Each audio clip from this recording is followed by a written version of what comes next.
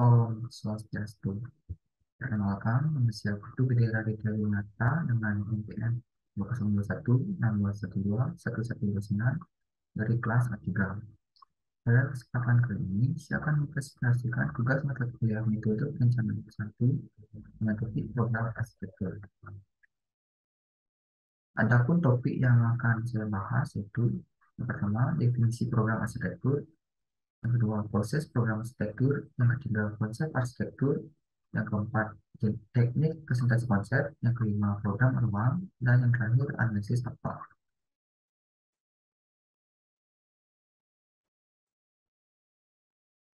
Apa itu programming dalam arsitektur?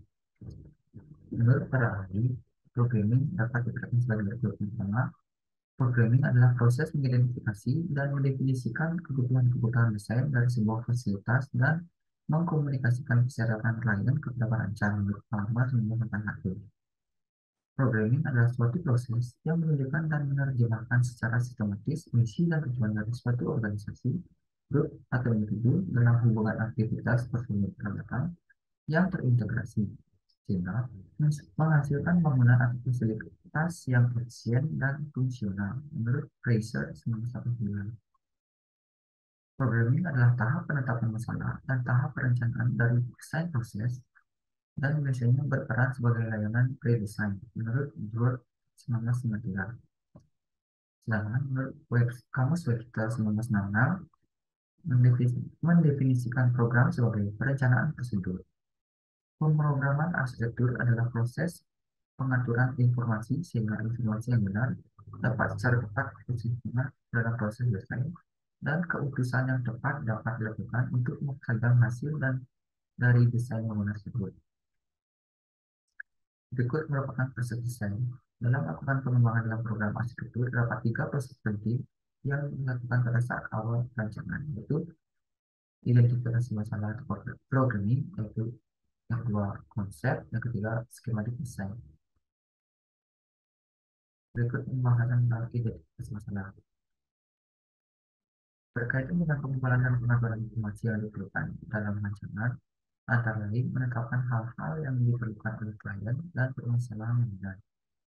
Pada tahap ini, diperlukan pengenalan dan pemahaman terhadap bangunan dan klien yang lebih spesifik untuk dapat mengidentifikasi isu utama.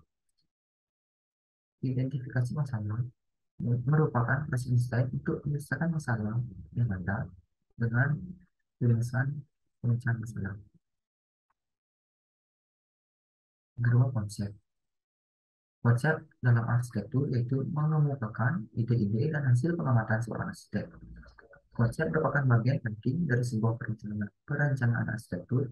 Dalam proses mengemukakan ide-ide tersebut, arsitek biasanya menggunakan beberapa cara, yaitu gagasan arsitektur, tema, gagasan super organisasi, skema, sketsa, dan literatur arsitektur. Di gambar seperti. Yang ketiga yaitu skematik desain. Desain skematik adalah proses yang dilakukan arsitek untuk memperlihatkan bahwa arsitek benar-benar telah memahami arahan dan keinginan klien yang berkaitan dengan fungsi dan estetika bentuk bangunan. Dengan menyajikan gambar-gambar sketsa bangunan, baik manual maupun digital, seperti gambar di sebelah kiri slide. Adapun tujuan skematik desain yang pertama itu memenuhi kebutuhan home owner, yaitu memenuhi keinginan owner mulai dari mengidentifikasi aktivitas serta aktivitas yang akan dilakukan pada bangunan. Yang kedua, menentukan lokasi setiap bangunan. Yang ini lebih pada keinginan owner, di mana owner ingin ruangan yang berdekatan atau berdekat. Yang ketiga, memaparkan hubungan antar ruang atau global diagram. Yang keempat, merencanakan kebutuhan bahan dan material yang akan digunakan pada saat bangunan tersebut dirancang. Berikutnya itu konsep dalam arsitektur. Konsep adalah ide yang menggabungkan berbagai unsur menjadi satu kesatuan. Dalam arsitektur, suatu konsep mengemukakan suatu cara khusus bahwa syarat-syarat suatu rencana, konteks, dan keyakinan dapat digabungkan bersama. Suatu konsep harus mengandung kelayakan yang menunjang maksud-maksud dan cita-cita pokok suatu proyek dan memperhatikan karakteristik dan keterbatasan yang khas dari setiap proyek. Adapun 5 jenis konsep arsitektur yang pertama yaitu analogi, metafora, hakikat, pragmatik, dan utopian. Berikut merupakan penjelasan dari konsep arsitektur. Yang pertama, analogi merupakan mekanisme sentral dalam menerjemahkan analisa dalam bentuk sintesa menurut Jeffrey Broadbent 1973. Kedua, metafora. Konsep metafora menjelaskan persamaan antara benda yang cenderung memiliki sifat abstrak daripada nyata dengan imajinasi seseorang dalam perwujudan bangunan arsitektur. Yang ketiga, hakikat atau esensi. Konsep hakikat atau esensi dapat diartikan sebagai hasil seleksi dari berbagai ide menjadi sebuah kesatuan yang ringkas dan mudah dipahami. Yang keempat, pragmatik dapat diartikan sebagai pengamatan langsung dari persoalan pragmatis yang berisi pemecahan masalah terhadap masalah-masalah umum yang terjadi pada lokasi perancangan. Yang kelima, utopia merupakan konsep yang mengemukakan khayalan idealis arsitek serta berisi pengembangan terhadap hasil rancangan. Berikutnya yaitu teknik presentasi arsitektur. Terdapat 5 teknik presentasi arsitektur. Yang pertama, presentasi dengan diagram proses seperti gambar samping. Yang kedua, presentasi dengan 3D software dengan output berupa rendering foto maupun video. Yang ketiga, presentasi dengan maket arsitektur dengan skala yang sudah ditentukan. Yang keempat, presentasi dengan audiens dan visual. Yang kelima, presentasi dengan sosial media. Dan keempat, menggunakan media sosial berupa atau media penunjang berupa Zoom ataupun Google Meet. Selanjutnya yaitu penyusunan program luar. Dalam menyusun program uang, terdapat 5 hal yang harus diperhatikan. Yang pertama, menetapkan kebutuhan uang, yaitu menetapkan fungsi yang dibutuhkan untuk memenuhi keinginan serta kebutuhan klien. Dalam hal ini, perlu diperhatikan yaitu pertama, menetapkan paku, menetapkan jenis paku, jumlah paku, aktivitas paku, mengelompokkan pola aktivitas seragam, dan menetapkan kebutuhan uang. Yang kedua, menetapkan besaran uang. Uang merupakan tempat yang dapat menampung berbagai aktivitas paku. Dalam menentukan besaran uang dapat dilakukan dengan mengidentifikasi paku, mengidentifikasi aktivitas, mengidentifikasi kebutuhan kerja. Yang ketiga, menetapkan pola hubungan uang. Pola hubungan uang ditetapkan untuk membentuk susunan uang yang baik dari segi visual rating serta kenyamanan pelaku pengguna.